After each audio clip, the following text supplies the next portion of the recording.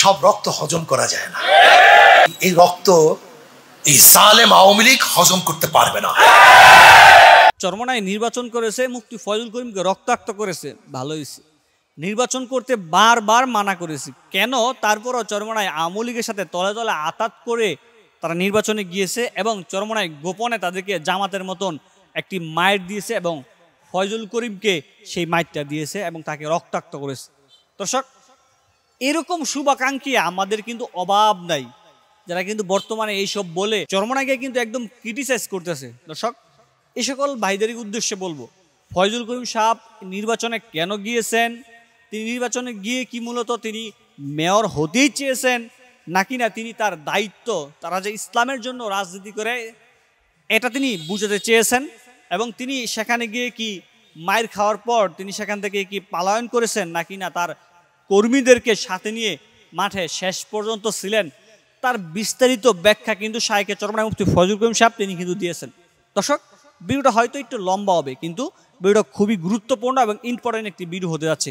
দর্শক, যাদের হাতে ধৈর্য আছে, সময় আছে, তারাই শুধু ভিডিওটি দেখতে থাকুন, আর যাদের হাতে সময় নেই তারা স্কিপ করে চলে যেতে পারেন। দর্শক, চলুন আমার শাইখে চরমোনাই সে বক্তব্যগুলা শুনে আসি এবং সেদিন বরিশালের সিটি নির্বাচনের দিন কি হয়েছিল, কি ঘটেছিল, কেন তিনি নির্বাচন সাথে সাথে প্রত্যাখ্যান করেননি, তা বিস্তারিত কিন্তু তুলে ধরেছেন। চলুন আমরা সেই বক্তব্যটি শুনে আসি। আমি নির্বাচনে অংশগ্রহণ করার কথা ছিল না, আমি করতামও না। সংগঠন আমি ডাইরেক্ট নির্দেশ করছেন তোমাকে দাঁড়াতে হবে। তার কথার উপরে, তার নির্দেশের উপরে শ্রদ্ধা রেখে এখানে নির্বাচন অংশগ্রহণ করেছি। যেদিন কি নির্বাচনের কাজ শেষ, আমি আমার সাথীদেরকে বলছি, ভাই, যেই পরিমাণের কষ্ট করা আমার জন্য সম্ভব ছিল, আমি কি সেই পরিমাণের কষ্ট করছি? আমার সাথীরা বলছে, না, আপনার তার চেয়েও বেশি করছেন। আমি বলছি, আলহামদুলিল্লাহ, আমি কামিয়াব। দেখেন, আমরা অনেকেই মনে করি বিজয়টাই কামিয়াবের একমাত্র লক্ষণ। এটা আপনাদের ভুল ধারণা। আপনারা দেখেছেন বীরে মাউনার যখন সাহাবায়ে কেরাম রিদওয়ানুল্লাহি তাআলা আলাইহিম আজমাইনদেরকে শহীদ করছিল, ফুলকি মেয়ের রক্ত বের হয়েছিল, ফুলকি রক্ত শিরশির করে বের হইতেছিল। অথচ তারা কি বলছে? ফুস্তু ওয়া রাব্বিল কাবা, ফুস্তু ওয়া রাব্বিল কাবা, কাবার রবের শপথ করে বলছি আমি কামিয়াব হয়ে গেছি। আমি কি হয়ে গেছি? সফল হয়ে গেছি, কামিয়াব হয়ে গেছি। অথচ সে শহীদ হইতেছে, সে কামিয়াব হয় কেমনে? হইতেছে শহীদ, কিন্তু বলতেছে কি? ফুস্তু ওয়া রাব্বিল কাবা, কাবার রবের শপথ, আমি কামিয়াব, আমি বিজয়ী, আমি জয়, আমি সফল। তার মানে ইসলামের কাজের মধ্যে হারার কোনো সাবজেক্ট নেই। ইসলামের এই কাজের মধ্যে হারার কোনো, মরলে শহীদ, বাঁচলে গাজী, কাজে হার কোথায়? এখানে জিত আমাদের জিত না, এখানে ঠগ আমাদের ঠগ না। জিত আমাদের জিত না মানে এখানে জিতলে ব্যক্তিগত কোনো ফায়দা ইসলামী আন্দোলনের কর্মীদের হয় না, নেতাদের হয় না। ইসলামের পথে জিতলে ইসলামী আন্দোলনের কর্মী নেতাদের ব্যক্তিগত কোনো জিত হয় না, বরং তাদের অনেক ত্যাগ স্বীকার করতে হয়। ওমর ইবনে খাত্তাব রাদিয়াল্লাহু তাআলা আনহু অসুস্থ, একদল সাহাবা গেছেন তার কাছে, আপনি আপনার ছেলেকে প্রস্তাব করুন, আমির নিযুক্ত করুন, আপনি আপনার ব্যক্তিকে, খলিফাকে নিযুক্ত করুন। তিনি কি বলেছিলেন? যেই বোঝা আমি বহন করছি, যেই বোঝা নিয়ে আমি চলছি, যেই বোঝার ভারে আমি চলতে পারতাম না, হাঁটতে পারতাম না, সারাদিন টেনশন, কি ভুল হয়ে যায়, সেই বোঝা আমি আমার ছেলের উপরে চাপিয়ে দেব, আমার আত্মীয়ের উপরে চাপিয়ে দেব? না, আমি এটা পারবো না। আমি চাই না যেই বোঝা ওমর গ্রহণ করছে, আমার কোনো ছেলে আত্মীয় সেই বোঝা গ্রহণ করুক, এটা ওমর চায় না। ওমর কিয়ামতের ময়দানে একাই বিচারের সম্মুখীন হোক, অন্য কেউ যেন প্রশ্নের সম্মুখীন না হয়। এই হলো তাদের ইমারতের দায়িত্ব নেওয়ার চিন্তা ভাবনা ছিল। আর আমরা ইমারতকে, দায়িত্বকে এটা গর্বের বিষয় মনে করি, এটা প্রসাদনের বিষয় মনে করি, এইটাকে আমরা লাভজনক প্রতিষ্ঠান মনে করি। অথচ দায়িত্ব, এটা লাভজনক কোনো প্রতিষ্ঠান না, এটা আনন্দের কোনো বিষয় নয়। আল্লাহর কসম করে বলছি, যদি আমি মেয়র হতাম তাহলে আমার মাথার মধ্যে যে বোঝা পড়তো তার চেয়ে আমি অনেক অনেক গুণ বেশি হালকা অবস্থায় আছি, অনেক বেশি হালকা অবস্থায় আছি। আমি কেন এখানে নির্বাচন অংশগ্রহণ করেছি?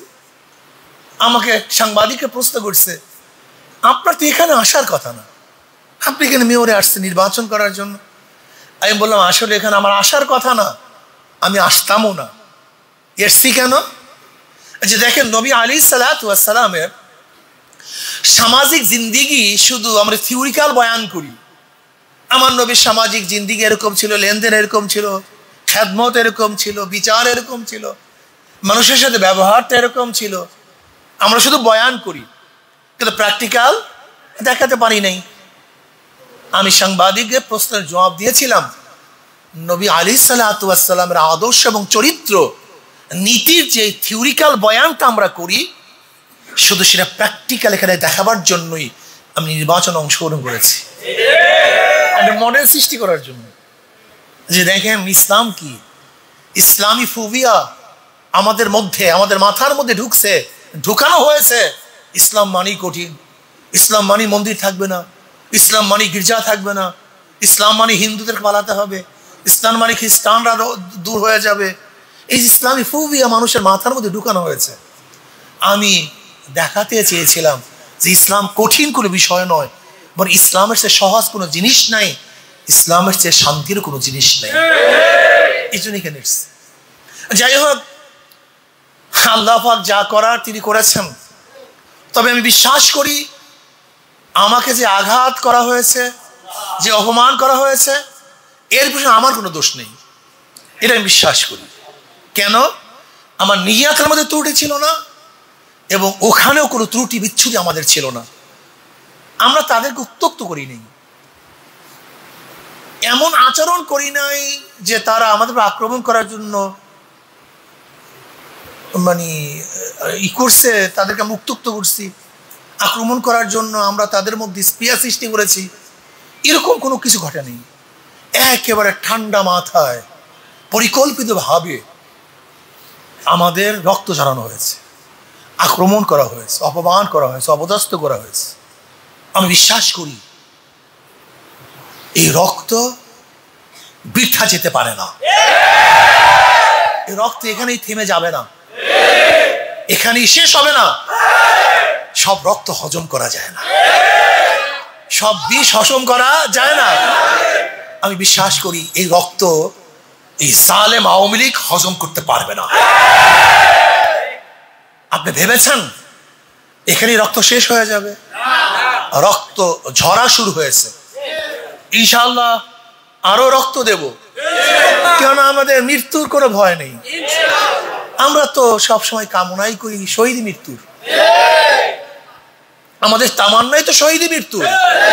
নবী আলাইহিস সালাম ফরমান, যেই ব্যক্তি খালেস নিয়াতে শহীদ মৃত্যু কামনা করবে, সে যদি বিছানায় মারা যায় তাহলে সে শহীদি দরজা পাবে। কাজে আমরা তো প্রত্যেকে শহীদি মৃত্যুই কামনা করি, এটা তো মুমিনের কামনা করা উচিত। আল্লাহর কাছে আমি দোয়া করি, আল্লাহ মৃত্যু তো দিবা, সেই মৃত্যু যেন শহীদি মৃত্যু আমাদেরকে দাও। মরতে তো হবেই, সেই মৃত্যুটা যেন শহীদি মৃত্যু হয়, অনেক স্বাদের মৃত্যু, অনেক দামি মৃত্যু, যেই মৃত্যু আমাকে জান্নাতে পৌঁছায় দিবে, জাহান্নাম থেকে নাজাত দিয়ে দিবে। আমি তো সেই মৃত্যুই কামনা করি। কাজে মৃত্যুর চিন্তা আমাদের মধ্যে নেই, আসলেও নেই, আমরা চিন্তাও করি না। কাজে রক্ত তো ঝরছে, আমি বিশ্বাস করি এই রক্ত এখানে শেষ হবে না। জালেম শাহী এই রক্তকে ইনশাআল্লাহ হজম করতে পারবে না, এটা আমার বিশ্বাস।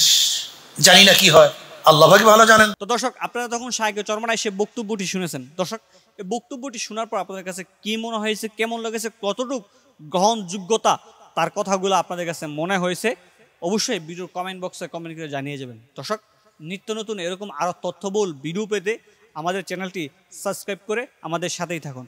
আজকের মতো এখানে বিদায়। পরবর্তী আপডেট নিয়ে আপনাদের সামনে নতুনভাবে হাজির হব। আসসালামু আলাইকুম ওয়া রাহমাতুল্লাহ।